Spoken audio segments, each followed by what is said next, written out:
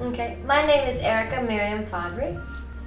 I am a poet and performer, and I'm also an instructor, freelance writer, New Yorker, lover.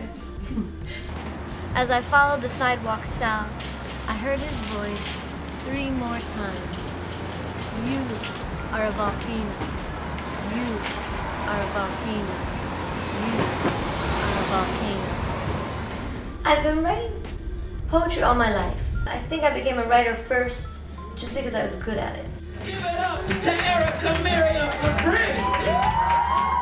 And when I discovered the spoken word and performance poetry scene, that's really when I felt like my desire to perform and write merged.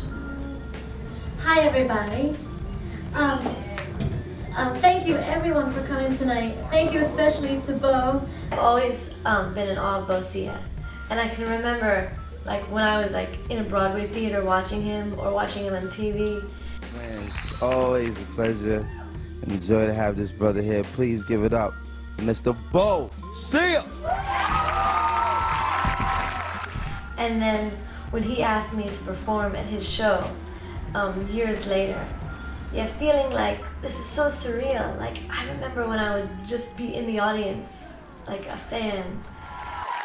How come no one told me Chinky Eyes was a compliment? Yo, I wanna be down too. I must be confused between lyrics like damn she's fly, high with chinky eyes, and chinky eye Korean spy. And if I buy, I don't understand the words. Why don't you teach me? As an artist, sometimes like you're working so hard day in and day out, you have to step back and notice like, oh, like look where I was 3 years ago, look where I am now.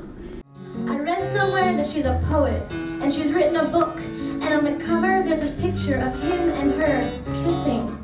My book is called Dialect of a Skirt, and it's essentially what it sounds like. I meant skirt meaning woman, and sort of her voice. Dear love, I don't know why it is you don't believe I love you.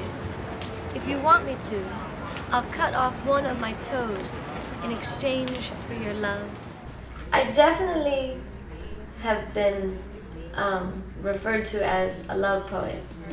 Just yesterday I saw them walking in the park. It's not that I was following them, I just happened to need to go in the same direction. I watched them stop at a bridge to kiss. He pulled her to him like a Latin dancer. I found some photos of her on the internet. In every shot she wears this stupid flower in her hair, fire engine red lipstick, and earrings that sparkle like the Rockefeller Christmas tree. What's he want with a girl like that? So the group The Robin and the Lady Poet is made up of myself, who's a poet, and musician Robin Andre, who also happens to be the man I love. Whether you work alone or with someone else, there's always like ups and downs in the creating process. His singing is cool, but it needs more work. Anything he can do, I can do better. But when we get on stage, that's when we don't have any more troubles. Never ever see another man. Anytime you're able to just pay your bills and live your life doing your art and nothing is stopping you, I think you're really successful. And then you're like, wow, I'm doing this for a living now.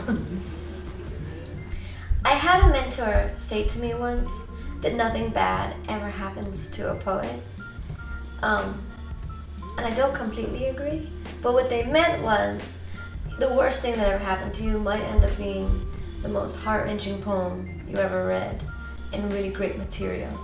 And I think that's what poetry does, really for people of all ages, not just young people. But it makes them feel like I can take anything I've been through and turn it into art, whether good or bad. In the end, the art can be really beautiful.